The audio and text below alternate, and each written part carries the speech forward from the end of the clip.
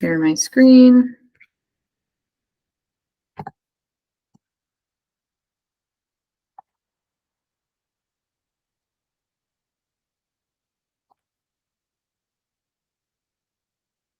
All right. If one person can just unmute and let me know that you can see my screen, that would be great. I can see it. Perfect. Thank you. I appreciate it.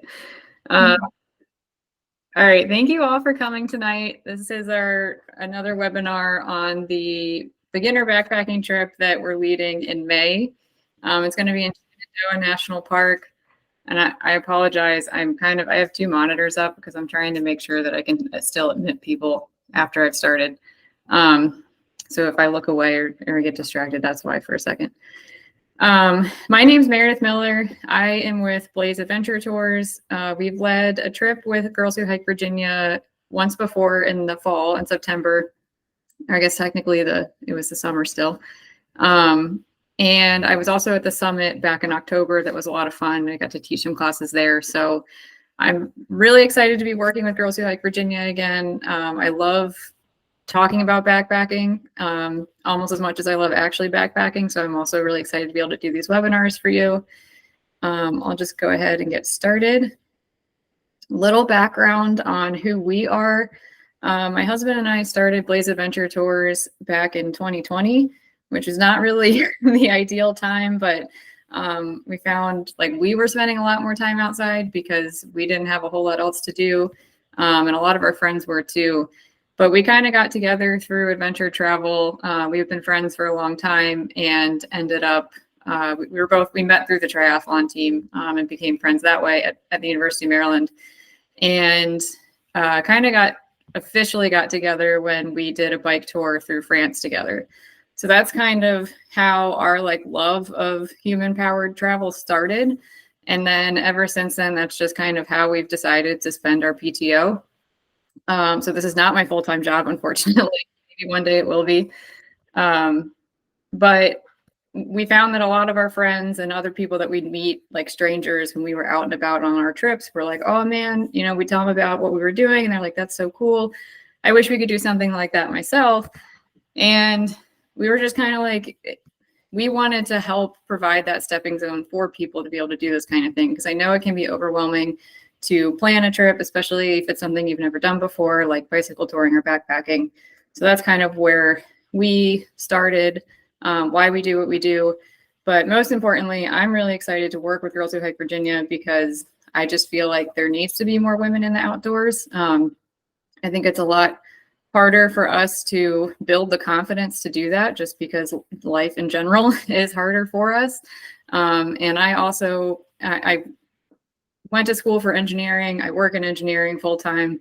And for my background in triathlon and endurance sports and things, I've just always kind of been surrounded by more men than women. So I'm really pumped to be able to meet like-minded women and hopefully introduce you guys to each other on some of these trips. I think Girls Who Hike Virginia does an awesome job of that. So I'm just really pumped to be a part of it. And I hope that if you guys come on this trip with us, you'll walk away with the confidence to, if you want to, do this on your own.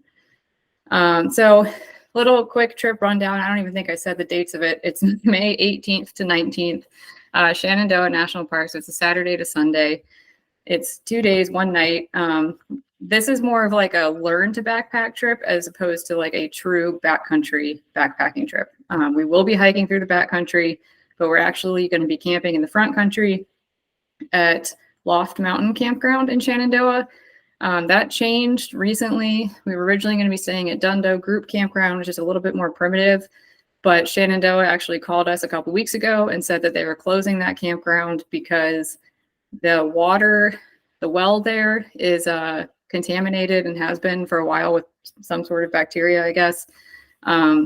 I've stayed there a couple times. I've never used the well. I usually just bring my own water, mostly because it's right next to the drop toilets. And speaking of my engineering background, work in water quality. So I would always bring my own water. I asked if we could do that. They said no. So we're going to be camping at Loft Mountain instead, which is still cool. We'll still be kind of set back from like the rest of the campers because we're all going to be in tents. They have sites specifically reserved for groups. And that being said, there'll be a maximum of 13 people that can come. That's not including myself and our other guide, Laurel. So we're about 50% full right now. If you guys do want to, if you're interested in this trip, I definitely recommend signing up within the next week or two, just to make sure you get a spot. I said we'll be camping in the front country, but we are going to do all the backcountry things. That's kind of the point, is that we want you guys to be able to learn how to do this on your own. We'll be talking about food, wildlife safety, leave no trace, of course. A lot of you guys probably already know that if you hike, but we'll definitely touch on that.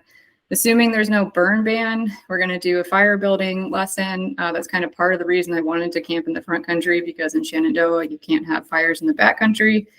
So that'll be nice and fun. Water treatment, we have several different water filters, so we can kind of show you how each of them work. And then just like general camp setup, any questions you guys have about like setting up a tent, or, you know, how to pick a good tent pad and things like that. We'll go over all that. And we're going to have kind of shorter hiking days, especially the first day. So we'll have plenty of time to be able to do that. And the route, obviously this isn't the full route, but we're going to start at Black Rock Summit. I don't know if you guys have ever been to that part of Shenandoah. It's kind of in the southern region. It's a really pretty spot. We're not going to go to the actual summit on day one. We're just going to park in the lot there. And then we'll hike northbound on the Appalachian Trail to Loft Mountain. It's kind of gradual elevation gain the first day. It's not too much. It's about 5 miles. And I think it's like 500 feet of elevation or something. But the second day, we're going to hike down from Loft Mountain along the Doyles River Trail, which has some really pretty waterfalls. And then we'll hike up Jones Run, which has more waterfalls. I think there's like a 40-foot fall along there. But that one is going to be a bit of a steeper climb. And the day will be a little bit longer. From Jones Run, we'll hike to Black Rock Summit and actually kind of like finish up our trip there. Do some reflections if we want, soak in all the views. There's like 360-degree views if you climb all the way to the top of the rocks there. And that day will be about 7 miles and around 1,500 feet of elevation. So definitely recommend putting in some miles and some training on similar terrain before this trip. If you do decide to come, one thing I kind of like to clarify is that beginner backpacker doesn't necessarily correlate to beginner hiker, just because even if you're doing like a beginner level hike and then you put 30 pounds on your back, it's now a lot harder. So I don't want to deter anybody from signing up. I know everybody can do it. It's just you have to make sure that you put in a little bit of the training ahead of time. Some of our highlights always is meeting like-minded people. That's my favorite part. Last trip we led in September, I know a few of the girls continued hiking together after the trip, and that was the first time they'd met. They started doing some longer day hikes together, and I know that they're planning to do some backpacking trips together as well. So that was really, really cool. Everybody got along super well. Everybody has similar interests. We're all here for the same reason. So it was a lot of fun, and I know this trip will be too. We'll have great views at Black Rock Summit. There's not a whole lot of views the rest of the way, but that'll be like an epic end to the trip. And we'll have waterfalls along the way too, especially on the second day. So I did this hike. I vetted it a few months back in freezing cold temperatures, and it was beautiful. I was a little hesitant about going out because it was going to be so cold, but I was so glad I did, because the waterfalls were really, really awesome. And I'd never been to that part of Shenandoah before, or those trails. And then, of course, I touched on this. We're going to learn a lot. So we're going to hopefully teach you guys everything you would need to know to go backpacking on your own. And all along the way, I'll be here before, after, if you guys have questions and you decide that you do want to do something like this on your own. A little bit about inclusions for the trip. So we provide the backpacking gear. You are more than welcome to bring your own if you have it, but we will provide you everything you need, essentially. We'll talk a little bit about the few things that are not excluded or that are not included, but it's mostly just your personal belongings. So we'll provide you with a backpack, sleeping bag, sleeping pad, pillow, liner, headlamp, all that good stuff. We'll have some group gear that will be kind of split up amongst myself and the other guide and you guys. That'll include like the stove and the mess kits, and first aid and water filters and things like that. So we'll have everything you need. If you just show up with the items on the next slide, you'll be good to go. And of course, it includes 2 guides. That's for safety. We always have one in the front as a lead guide and one in the back as a trail guide. For this trip, both of your guides, myself and Laurel, will be wilderness first responders. So we have like the medical training and everything to keep you guys safe if something did go wrong. We don't anticipate it to, but we always like to be prepared. And then unlimited pre-trip education and communication. You can hop on a call with me anytime to talk about the trip, whether it's training, fueling, anything like that. And then, of course, a route that has been scouted and vetted by us personally. So we know it'll be awesome. I am a little bit bummed that we kind of had to change where we were staying because originally we were going to do a sunset hike to Black Rock, but unfortunately we're not going to be able to do that anymore. But that's just kind of out of our control. And that's also just kind of part of backpacking. You have to be ready to change the plan at a moment's notice because weather, anything, wildlife, things like that can totally change your plan. So just learning to be okay with it. And then this is what you need to bring or provide: your own food, which I'll talk a little bit more about. And I know that can be like a little bit tricky to figure out, especially if you have dietary restrictions. So I'm happy to talk that through with you at any point. You'll also need to bring your own water bottles or like a water bladder reservoir for your backpack. If you want to, if you prefer a bladder instead of bottles, but either one is fine. We just ask that you bring a minimum capacity of 2 liters. And we'll be able to fill that up plenty of times on the second day. The first day will probably be a little bit more limited. So I would say definitely show up with full bottles, and we'll have water at the car if you forget or something and you need it. Transportation, you'll need to get yourself to the trailhead. We will be starting and ending at the same point, so there's no need to like shuttle or anything like that. But I do recommend carpooling if you guys come from the same area. So we'll have a group call before leading up to this trip, and we'll kind of go over all that and try to figure out who is in the northern or central district or anywhere else and try to get you guys to drive together. And then lastly, the most important thing is a sense of adventure. You need to keep an open mind. I know if you sign up for this trip, you already have one. And I think that's really awesome. You're eager to try something new and learn some new skills and maybe push your comfort limits a little bit. So I think you've already got that. It's just kind of like embracing it while you're out there and knowing that it's not always going to be easy, but it will definitely be worth it. One of the biggest questions I get about these trips is, what the heck do you pack to eat? Most people, I would say, if not everyone who comes on a backpacking trip with us has done long day hikes before, so they know they need to bring snacks. But kind of the meals sometimes get lost on people. They're not sure what to bring. So I just kind of laid out some examples here. We can go into a lot more detail if you sign up and you want some more information. But for breakfast, usually I bring oatmeal. If I feel like having a hot breakfast, I bring oatmeal. If I feel like I just want to get up and get going, I'll bring like Pop-Tarts or a meal replacement bar, like a Pro bar or something like that. That's pretty easy. If you want oatmeal, we'll have stoves to boil water and everything, so that's totally fine. And then for lunch, I usually like to bring something that doesn't require cooking, just because I like to take a lunch break, but if you end up having to cook and everything, it just tends to linger and can sometimes take a little bit too long, especially if you're in a big group. So for lunch, usually some kind of like tortilla wrap or pita, either with like hummus and vegetables if you're vegetarian, or peanut butter and jelly, of course, is a classic, but that's a pretty obvious one. Some people bring like cured meats, salami, pepperoni, things like that. And harder cheeses will last a weekend or even 3-4 days, like a really sharp cheddar or Parmesan or something like that. You can bring, it'll be fine as long as it's not like 100 degrees. And then chicken and tuna packets are another good option. They're shelf stable. Add a little bit of protein if you eat animal products. I've brought just like a pita before, and like I'll hoard little condiment packets from like takeout restaurants, and then I'll just kind of mix it together and eat that. And then for dinner, usually the easiest thing is a freeze-dried meal, but I know not everybody, they're kind of expensive. Not everybody wants to pay that, and I totally get it.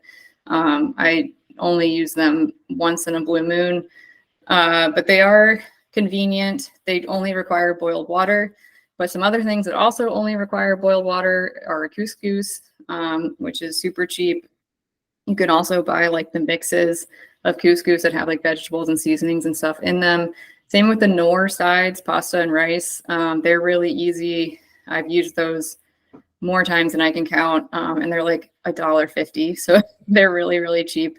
Boxed mac and cheese is another option too. That just requires a little bit more actual cooking because you have to boil the noodles. But any of those would work. I had one question on the last webinar we did about vegan or vegetarian options backpacking, especially for like dinner ideas. And you are kind of limited, especially for vegan stuff, with the things that I've listed here. I mean, couscous would be a good one. There are some vegan freeze-dried meals. After that call, I went to REI because I had a backpacking trip coming up, and I saw a brand that I'd never tried before. It was called Peak Refuel, and they had one that was like, I think it was butternut squash lentil curry, and it had rice and chickpeas in it too. And it was probably the best freeze-dried meal I've ever had. So if you're vegetarian, vegan, anything like that, I definitely recommend keeping an eye out for that one. I went to the REI closest to me, and they had it. I'm sure it's at every REI. Oh no, I missed snacks. Snacks, I like to keep it easy, but I try to bring a mix of salty and sweet things. It's really easy to only bring sweet stuff because that's generally what's most available.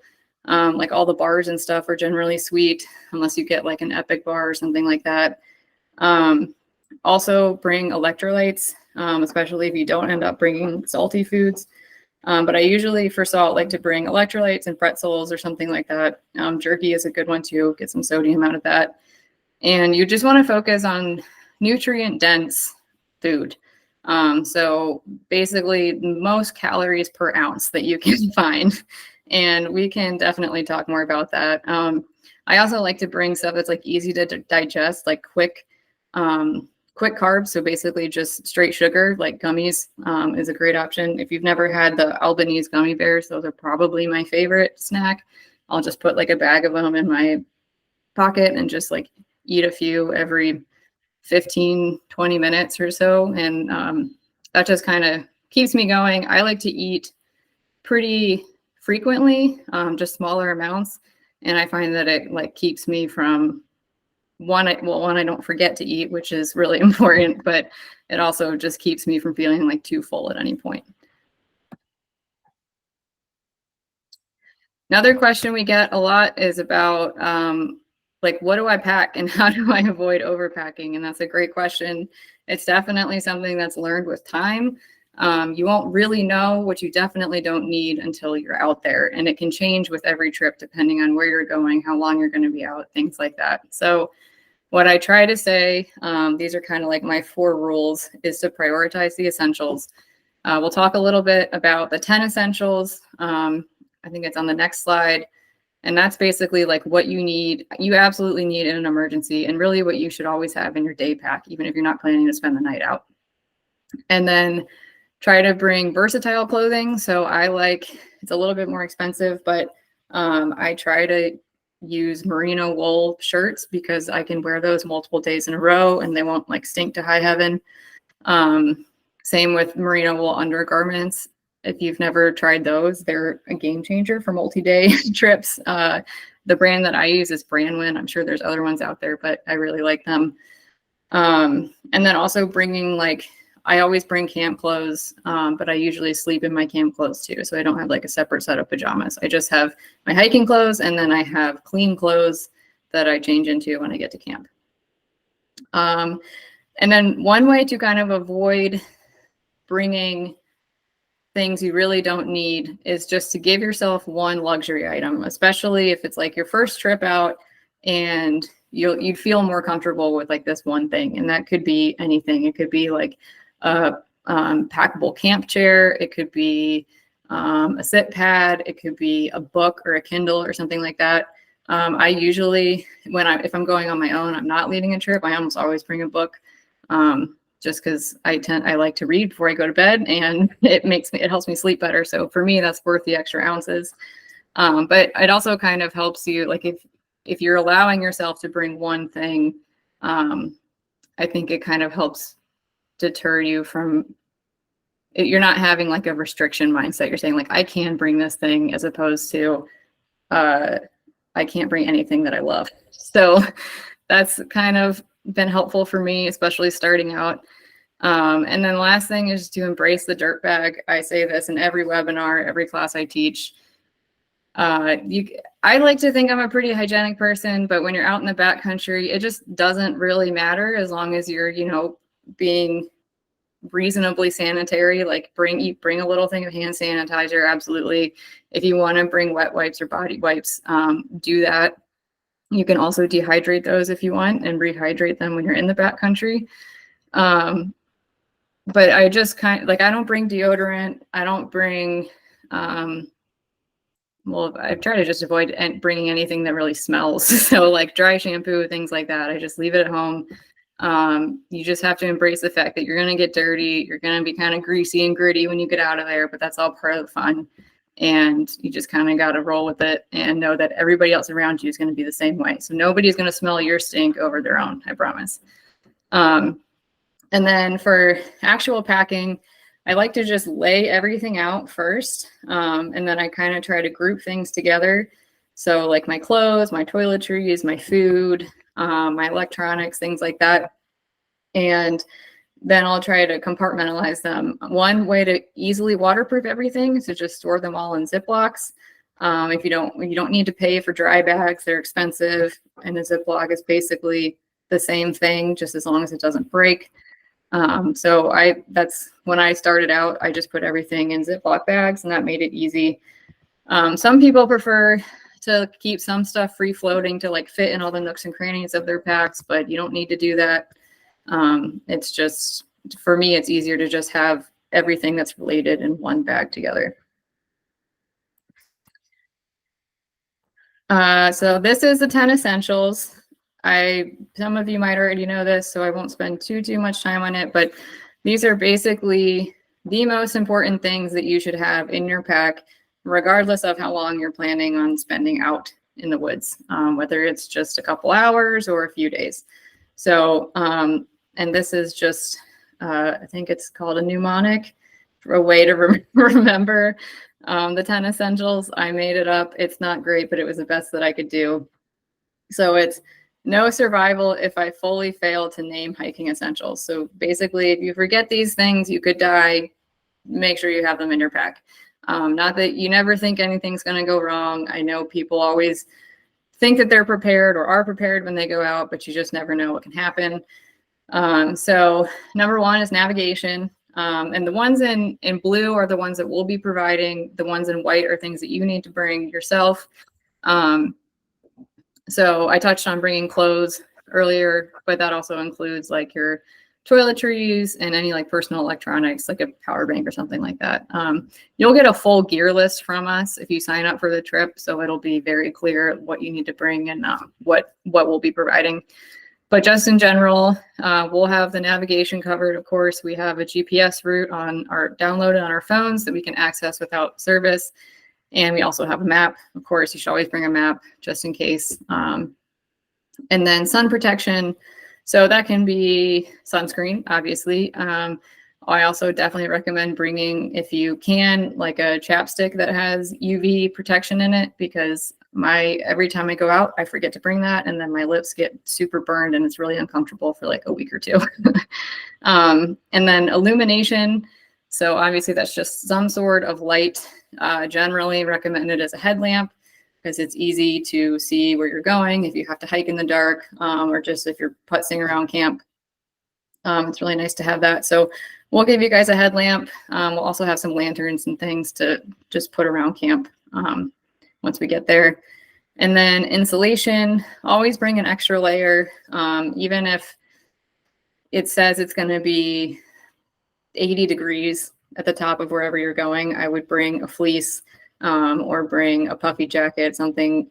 It can be something packable. Just make sure you've got something there. That can also include like an emergency blanket. Those will help trap heat really well. And they're very, very small and easy to pack. And that also can cover the last one, emergency shelter. You don't need to pack like a bivvy or anything like that, but an emergency blanket or even like a really big contractor grade trash can or trash bag that you can just fit yourself into. That's impermeable and will protect you from wind and rain and things like that. And then first aid. This is kind of like a personal one. Everybody's first aid is a little bit different. I think it's kind of trial and error what you figure out what you personally need to bring. One of the most important things I would say that everybody should have is a blister kit. That could be moleskin, it could be Luca tape, something like that. Just as soon as you start feeling a hot spot, if you put something on it to prevent the blister, that's your best bet. And then also having like, if it does develop into a blister, some sort of needle or something like that to be able to pop it. And then basic medications like Advil or Tylenol, maybe like Pepto-Bismol if you get an upset stomach. I know people who swear by having Imodium in their pack because nobody really wants to have diarrhea in the backcountry. So that's also a good option. Aspirin is a great one. That's really not that anybody should ever like think that this is going to happen, but aspirin is really good to have if you end up having like cardiac issues. And then fire starter, that's always, you should just always have that. Again, in Shenandoah, backcountry fires are not allowed, but in an emergency, I would say that it's probably reasonable. Like if you were getting hypothermic or your friend was hypothermic and the only solution was to start a fire, you just have to do what you have to do to survive. So that can include waterproof matches. That's usually what I have, waterproof matches, and then cotton balls soaked in Vaseline, just in a little tiny jar. Those go pretty far. You only really need one cotton ball to start a fire. The Vaseline helps it burn longer, so it gives you more time to, I mean, before you start a fire, you should have like kind of your mise en place and have everything in place. But if you're just trying to light tinder, sometimes it goes out too quickly and you can't actually build it. It also helps if your tinder is a little bit wet because it'll help dry it out. It burns a little bit longer. So that's a really good one. You can also just have like flint. Dryer lint is another one that some people carry. Some people carry like little pieces of cardboard and stuff to help with their starting a fire. Just whatever works for you, and we'll try some different things, assuming we can have a fire on this trip to show you kind of what you can do. Your tools, so that's going to be like a knife, a multi-tool, a patch kit, something like any of those things, maybe all three. So if you're in the backcountry, of course, you'd want to have a patch kit for like your sleeping bag if you got a hole in it, or your tent or something. That might also include like a needle and thread. I always carry a knife. I carry it kind of hooked on my backpack in the front so that it's easily accessible. That's more so just makes me feel better, but it's also easy to grab if I need it. And then nutrition, I say always bring an extra day's worth of snacks and one extra meal. That's just to hopefully hold you over if you did get stuck overnight or something and you weren't expecting to. So that's always a kind of a good rule of thumb. It's just one extra day of snacks and one extra meal. And we'll have some extra meals and things with the Laurel myself will carry, but try to bring for this trip, just bring some extra snacks that you think, oh, this might be overkill, but I'll bring like 2 or 3 extra things. And then hydration, you should always have water, but you should generally also have some way to filter water in case you run out. And probably the easiest emergency kit way to do that is to just have the iodine tablets. They're really lightweight, they're small and easy, but you can also carry like a Sawyer squeeze or a Life Straw or something like that. And we already touched on emergency shelter. Again, that's just like an emergency blanket, or like you guys have probably, if you've ever like run a 5K or a half marathon or something, they give them to you at the finish line. They help trap your body heat. They're like, I think they're aluminum, but they're really thin and they're very lightweight. They're super easy to pack. I carry one, like even if I'm just going trail running in my my hydration pack, I can shove it in there. So they're really small and they're easy to carry. I would recommend that. But again, you can also bring like a trash bag with you. You don't need to carry like a whole tent or anything like that. Unless you're planning to spend the night out, then I would definitely recommend a tent over an emergency blanket. So this is just kind of a little brief synopsis of how you can help yourself prepare for this if you do decide to sign up. I definitely recommend being able to be on your feet hiking for 4 to 6 hours. Do that on a day hike. Slowly start adding some weight to your backpack. I know most of you probably don't have backpacking packs, and that's totally fine, but just fill up some bottles of water, get your pack as full as it can, and just set out on the trail and see how it feels. It won't be as comfortable in a day pack as it will be with a backpacking pack, because most day packs don't have frames. So if you're hiking and you have 20 pounds in your day pack and you're like, oh, this is really uncomfortable, don't freak out. Give me a call. We'll talk about it. Most likely when you put that 20 pounds in a frame pack, you're going to feel a lot better because it's going to be sitting on your hips and not your shoulders. And try different food options. So especially like with lunch and things like that, things that you're going to be consuming while still hiking, it's really important to make sure that you can digest that you like the taste of it. The last thing we want is for you to try something out while we're in the backcountry or out in the woods and you don't like it, and then you don't want to eat it, and now you're low on calories, and then you get fatigued, and it all spirals from there. So just make sure you like the food you bring. And then lastly is just know your limits. I touched on this a little bit already, but the number one thing that we want to do is keep you guys safe. And the safety of the entire group depends on the fact that everybody has to prepare. So if one individual fails to prepare and then we're out there for 2-3 hours longer than we thought we were going to be, now everybody's been exposed to the elements longer, and that's just when things can start to go wrong. So don't worry about it. You still have 2 months to train for this, almost exactly 2 months. So it's plenty of time. I know if you like hiking and you like being outside that you can do it. It's just a matter of making sure that it's a priority and that you guys feel ready physically, mentally, emotionally when you get there. And if you have any concerns, you want to talk through a training plan, I'm happy to do that.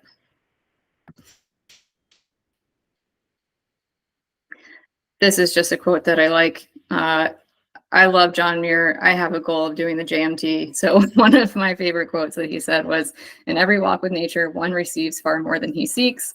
I think a lot of people come out into the backcountry for the first time, and well, not a lot of people. Some people come out and they just think that like this is something they want to check off their list, say they've done it.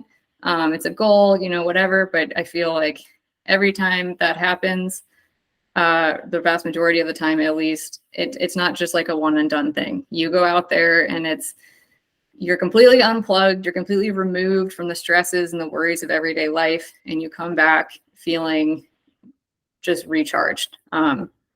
And that's my favorite part about it. It's the only way for me to really decompress.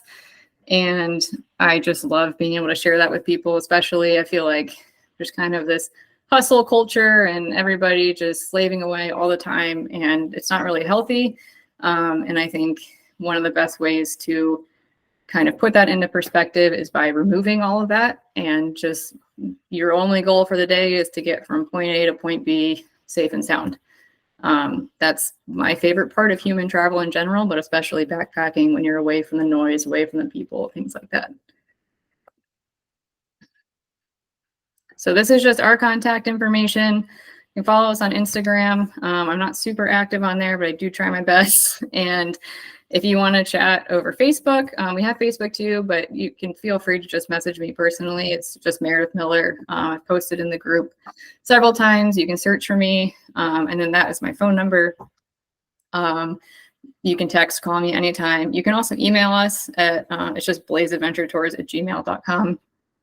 So if you have a laundry list of questions, feel free to send me an email. I'll get to it as quickly as I can.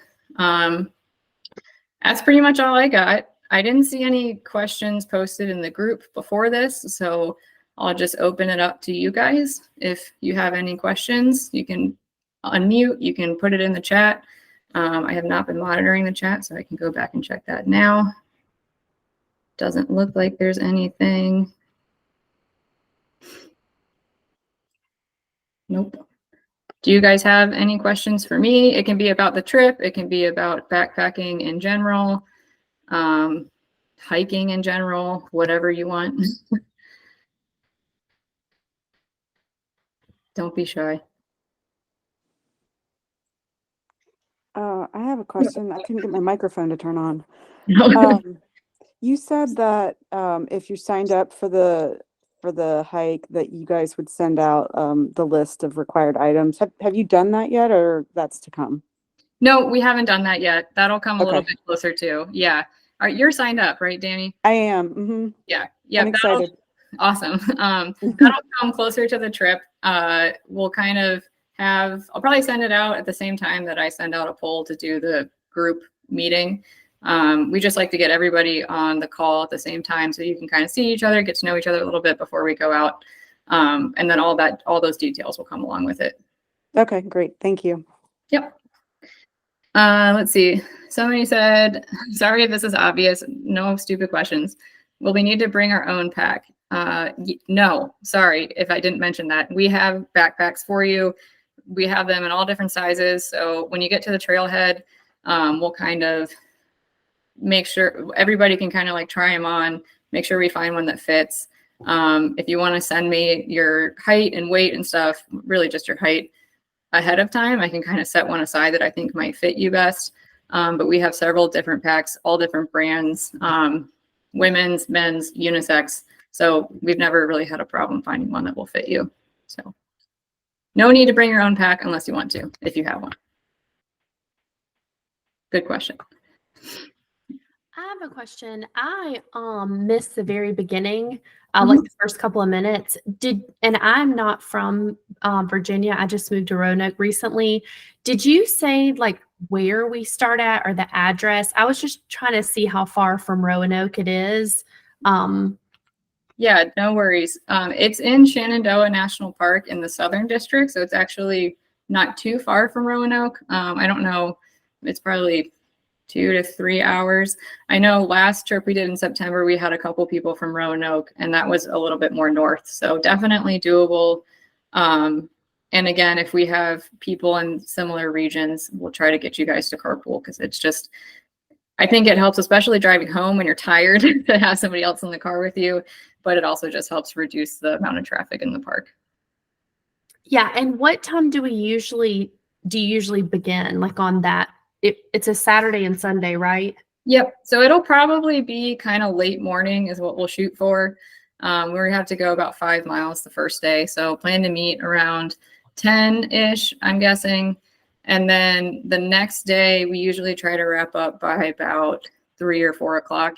Usually the second day, we get a bit of an earlier start just because you kind of just wake up with the sun when you're out there. So we've had people spend the night before and then just drive straight home after if it's a few hours away. But we've also had people drive up and back drive up the first day and drive home the second day. So it's totally up to you. And if you haven't been to Shenandoah before, there's a lot of lodging options. If you did want to extend the trip a little bit, make a little bit of like a vacation out of it, you can stay at Skyland, which is all lodges, or Big Meadows, which has a lodge and campsites. All the campgrounds will be open by then. So you could stay at Loft Mountain for a second night if you wanted. If you wanted to explore a different part of the park, there's other campgrounds like Matthews Arm is way far north. Lewis Mountain maybe is another one. But I think Loft Mountain is the furthest one south and will be the one closest to where we're going to be, which is why we're staying there. Any other questions? I just had a follow-up to the pack question. So if we don't, like, do you have any tips on like what to pack given that we don't know the exact size of it? Like, that makes sense. What kind of pack you'll hike with, you mean? Right. Yeah. Right. So we have a variety. I can send you the list if you want. We have some Gregory packs that are women specific. Size wise, it's going to be between 40 and 60 liters. We have one 70-liter one, but it has a roll down top. So you won't actually be filling all 70 liters just for one overnight. I would aim, they say, like if you're worried about how much weight you're going to be carrying, they generally say don't exceed like 20% of your body weight, I think it is.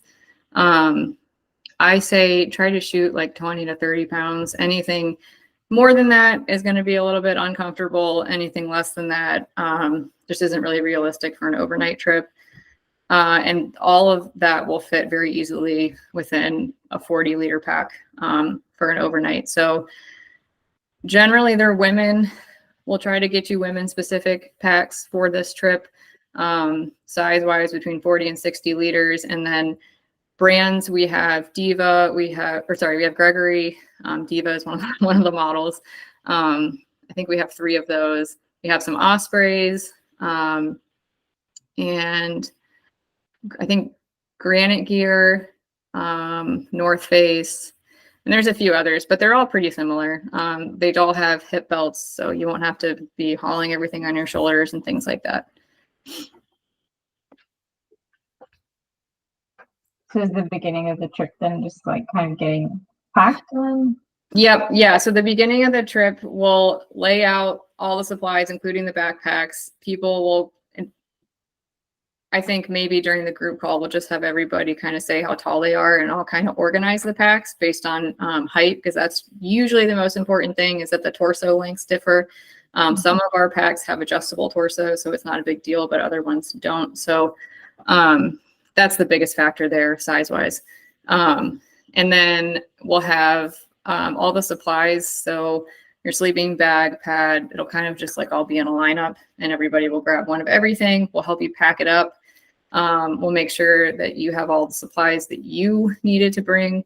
And then we'll just kind of help you distribute the weight and everything and make sure that the pack is comfortable. If it's not, we'll kind of try to swap things around. But it's usually not an issue. We can usually get people set up. It won't be as comfortable. We'll of course like fit the pack to you and everything. There's all kinds of adjustments you can make, but it won't be as comfortable as like if you had your own pack and you've worn it a bunch of times, you know exactly how to work it. But we do try to make it as comfortable as possible by adjusting the torso, the shoulders, the hip belt, everything like that.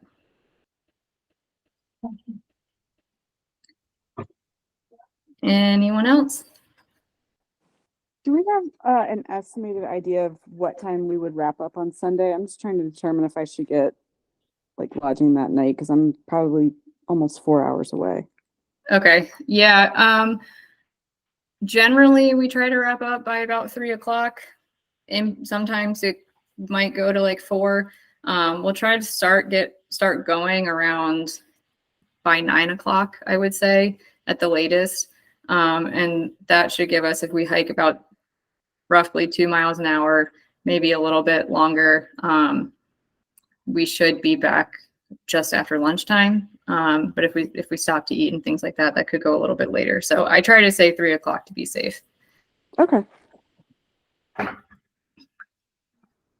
Is there a cost to the trip? Yes, the cost of the trip is $400. That includes the gear. Unfortunately, because of our insurance, if you do have your own gear, we can't reduce the cost. But it includes the gear, it includes the guides, we have some other like coffee, tea, whatever, but that's a very minimal cost. One question I did get that I don't think I touched on at the last one, but I meant to, was does the cost include keeping the gear. And unfortunately, that is not the case. The backpacking gear itself is very expensive, which is probably a large reason why some people haven't gotten into it.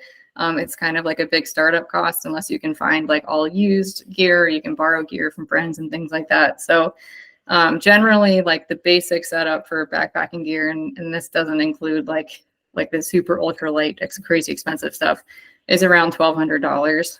And that doesn't include like a stove or a mess kit or anything. That's like basically just a sleep setup. So I try to put that into perspective. I know $400 can seem like a lot, but we really do try to give you guys the most value out of that we can. And that is, we have special rates with Girls Who Hike Virginia because it's a nonprofit and we love what you guys do and we love doing this. So that is the cost. I think it's worth it, but I'm biased, so. And if you guys, I'll go ahead and post the link in the chat while we're here to sign up. It's through our website, so it won't be, you won't have to like log into Girls Who Hike Virginia or anything. Let's see if I can find it really quick. Right on.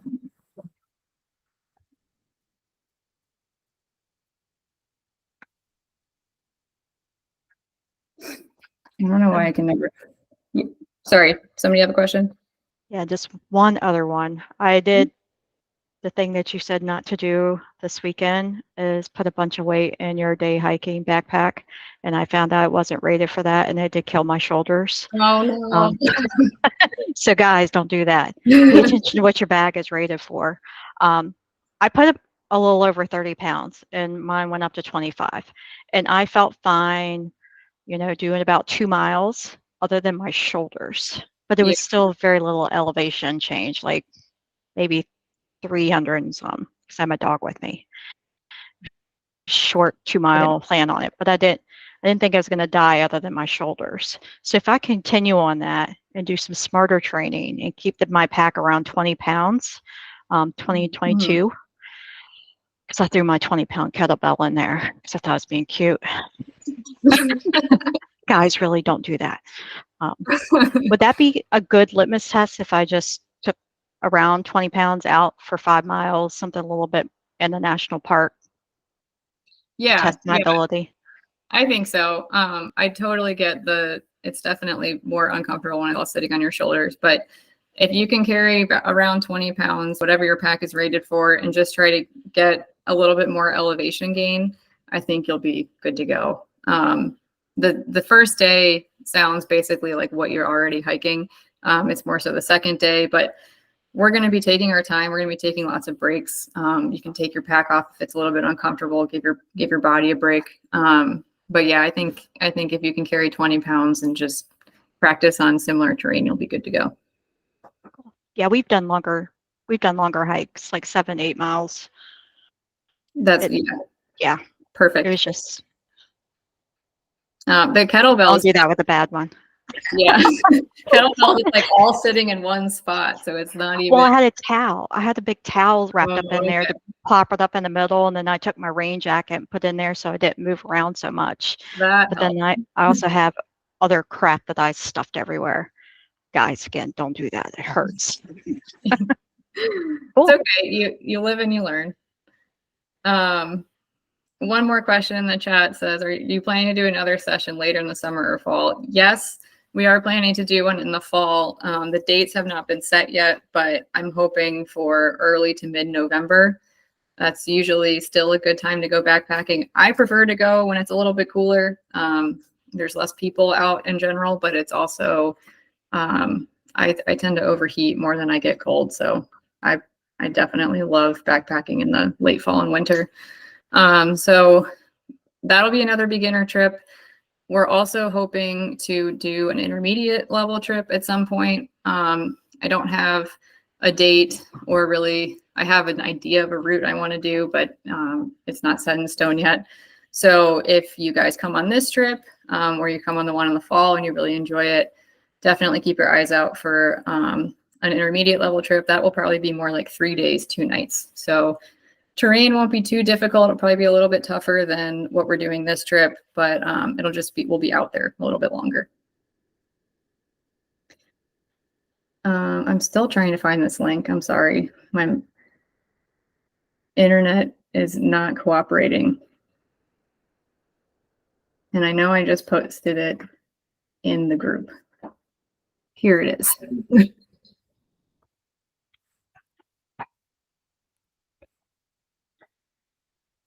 And also one thing I forgot to mention is that we've done a few webinars in the past with Girls Who Hike Virginia. I think it was last year. One on just like backpacking basics and equipment and things that you need. Not super important to watch for this trip just because we'll be providing most of that gear for you, but it is just like a good kind of informational webinar.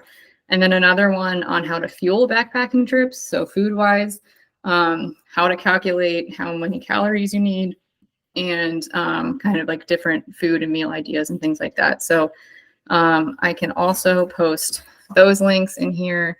And when we're done, I'll post them in the Facebook group as well.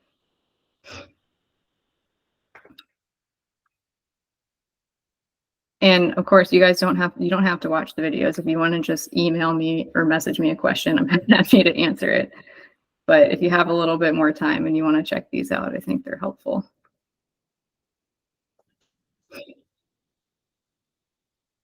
If you go to our YouTube channel too, I just posted the video from last year's backpacking trip in September. I bring a GoPro with me and I try to just do like a short little video.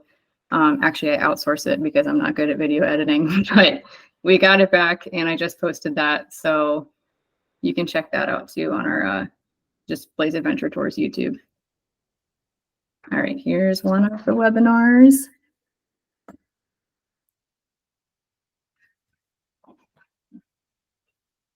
And I'll post the food one next.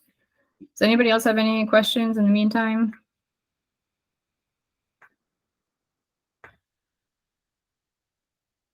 Nope. All right, here is the backpacking food webinar.